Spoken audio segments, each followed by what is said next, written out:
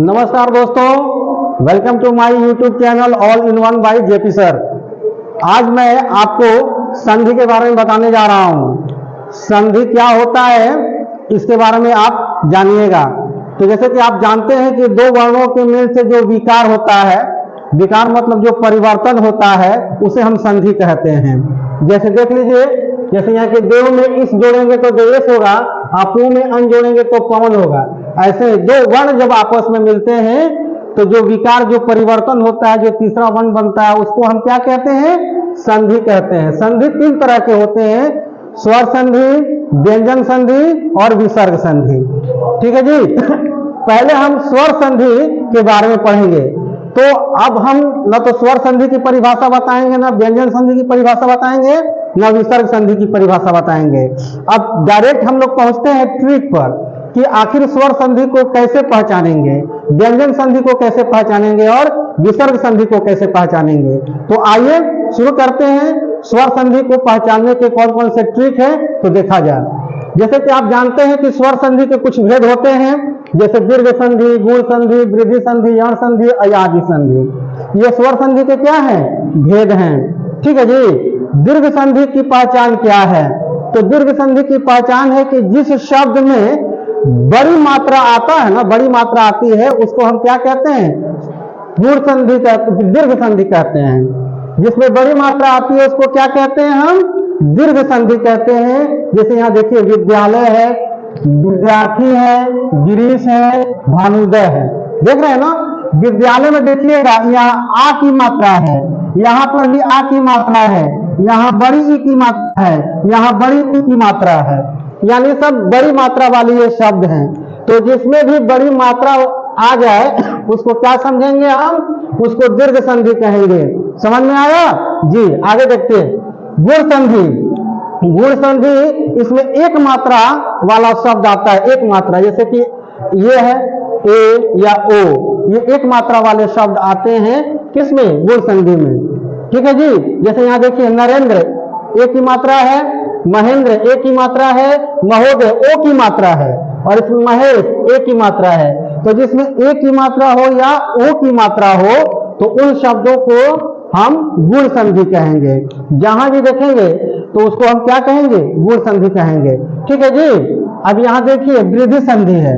वृद्धि संधि में दो मात्रा वाले शब्द आते हैं, जैसे कि अ, औ, ये दो मात्रा वाले शब्द आते हैं। जैसे यहाँ देखिए, तथैव आय की मात्रा है, सदैव आय की मात्रा है, एकैक आय की मात्रा है, महोद औ की मात्रा है। तो जिसमें भी अ और औ की मात्रा हो, मतलब दो मात्रा हो, उसको क्या कहिएगा? वृद्धि संधि कहिएगा। यहां तक समझ में आया है? एक बार फिर से सुन लीजिए कि जिसमें बड़ी मात्रा हो उसको हम दीर्घ संधि कहेंगे। जिसमें एक मात्रा हो, जैसे कि अ हो, ए हो, ओ हो, ए हो, ओ हो, तो उसको हम गुण संधि कहेंगे। और जिसमें दो मात्रा हो, जैसे अ, ओ, तो उसको क्या कहेंगे? हम वृद्धि संधि कहेंगे। यहां तक तो समझ में आ गया होगा। आगे देखिए, यण संधि। यण संधि में क्या होता है? थोड़ा सा ध्यान देने वाली बात है ये, इसी को थोड़ा सा समझ लेना है। जैसे कि य है, र है, व है, तो इसके पहले आधा व्यंजन आता है। इसके पहले क्या आता है? आधा व्यंजन आता है। जैसे देखिए ना, अन्वय वह है ना जी, वह के पहले आधा व्यंजन आया हुआ है ना। इत्यादि य के पहले आधा व्यंजन आया हुआ है ना। स्वागत व के पहले आधा व्यंजन आया हुआ है ना। पर्यावरण य के पहले आधा र, यहाँ र, पर्यावरण आधा र आया हुआ है ना जी। तो वही यहाँ पर आधा व्यंजन, ये वही यहाँ पर कह रहा है कि य, र, व के पहले आधा वर्ण आ जाए तो उसको क्या कहेंगे? हम उसको यण संधि कहेंगे। समझ में आ गया? तो ये सभी किसके उदाहरण हो जाएंगे? यण संधि के उदाहरण हो जाएंगे। यहां तक समझ में आ गया होगा। आगे देखिए, अयादि संधि। अयादि संधि में क्या होता है कि न तो ए की मात्रा होती है, न तो ए की मात्रा होती है, न तो ओ की मात्रा होती है, न तो औ की मात्रा होती है जी। ए, ओ, औ इनकी मात्रा नहीं होती है। इनकी मात्रा अगर नहीं है और वह शब्द दिख जाए तो एकदम क्या बताइएगा उसको? अयाद्य संधि बताइएगा। इसके लिए एक ट्रिक और भी है। अधिकांश शब्द, इसके अधिकांश शब्द क्या होते हैं? 3 अक्षर के होते हैं। देखिएगा, अयादी संधि वाले जो भी शब्द होते हैं, अधिकांश शब्द कितने अक्षर के होते हैं? 3 अक्षर के, 3 ही अक्षर के होंगे, और उसमें ए, ऐ, ओ, औ की मात्रा नहीं आएगी जी। देखिए, जैसे यहाँ पवन है, भवन है, नयन है, पावक है, ये 3 अक्षर वाले शब्द हैं। और इनमें देख रहे हैं ना, इनमें पवन में ए, ऐ, ओ, औ मात्रा है? नहीं है। भवन में ए, ऐ, ओ की मात्रा नहीं है। नयन में भी ए, ऐ, ओ, औ की मात्रा नहीं है। पावक में भी नहीं है। तो ऐसे शब्द जिनमें ए, ऐ, ओ, औ की मात्रा नहीं है, तो उन शब्दों को हम अयादी संधि के अंतर्गत रखते हैं, उन्हें अयादी संधि कहते हैं। यानी आपको स्वर संधि समझ में आ गया होगा। स्वर संधि को एक बार फिर से रिपीट कर लीजिए। जिसमें बड़ी मात्रा हो उसको हम दीर्घ संधि कहेंगे, और जिसमें एक मात्रा हो उसको हम गुण संधि कहेंगे, और जिसमें ऐ, औ की मात्रा हो उसको हम वृद्धि संधि कहेंगे, और जिसमें य, र, व के पहले आधा व्यंजन आ जाए उसको हम यण संधि कहेंगे, और जिसमें न तो ए, ऐ, ओ, औ किसी की मात्रा नहीं आती हो और वह शब्द 3 अक्षर का हो, तो उसको हम क्या कहेंगे? अयादी संधि कहेंगे। यहां तक समझ में आ गया होगा। अगर यहां तक समझ में आ गया होगा तो आपसे एक रिक्वेस्ट है कि आप मेरे चैनल पर अगर नए हैं तो आप मेरे चैनल को क्या कीजिए?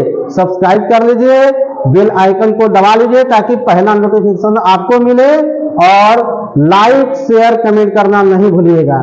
ठीक है, आइए आगे बढ़ते हैं। विसर्ग संधि को समझ लेते हैं। तो विसर्ग संधि के लिए एक छोटा सा ट्रिक है। ट्रिक क्या है? देख लीजिएगा। जो विसर्ग होता है ना, वह विसर्ग आधा द्वंद स में बदल जाता है, आधा मूर्धन्य स में बदल जाता है, आधा तालव्य स में बदल जाता है। ये तीनों स आधा आधा हो जाते हैं। इसके अलावा जो विसर्ग होता है ना जी, वो ओ में बदल जाता है, या रेफ यानी र में बदल जाता है। जिसको रेफ कहते हैं वह र में बदल जाता है। ठीक है जी। देखिए, जैसे ये निश्चय है, निधन चय, निश्चय, तो श में बदल गया ना जी। मनोबल है, मनोगन बल, मनोबल, विसर्ग ओ की मात्रा है, इसमें आ गई है ओ की मात्रा। निर्धन, निर्धन धन, निर्धन, यानी जो विसर्ग है वह र के रूप में आ गया है यहाँ पर। निर्धन चल, निश्चल, विसर्ग स के रूप में आ गया है, और यहाँ निर्धन फल, निष्फल, यहाँ पर भी आधा स के रूप में आ गया है। तो विसर्ग संधि की पहचान यही है कि क्या उसमें होता है, ये आधा दंत स होगा, आधा मूर्धन्य स होगा, आधा तालव्य स होगा, या ओ की मात्रा होगी, या ऊपर क्या होगा? र होगा। तो यह क्या हो जाएंगे? विसर्ग संधि हो जाएंगे। आशा है आपको यह वीडियो पसंद आया होगा। तो अगर यह वीडियो पसंद आया है तो वीडियो को लाइक, शेयर, कमेंट करना नहीं भूलिएगा, और चैनल को सब्सक्राइब करना नहीं भूलिएगा। तो ठीक है, मिलते हैं ऐसे ही खूबसूरत वीडियो में। तब तक के लिए बेस्ट ऑफ लक, धन्यवाद, शुभ दिन।